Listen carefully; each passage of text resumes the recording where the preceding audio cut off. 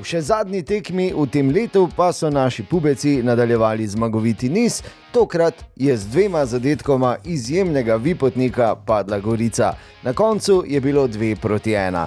Tu so najzanimivejši trenutki tega obračuna, vsem navijačicam in navijačem pa se vidimo v Ljudskem vrtu spet spomladi in nepozaben in magičen december želimo.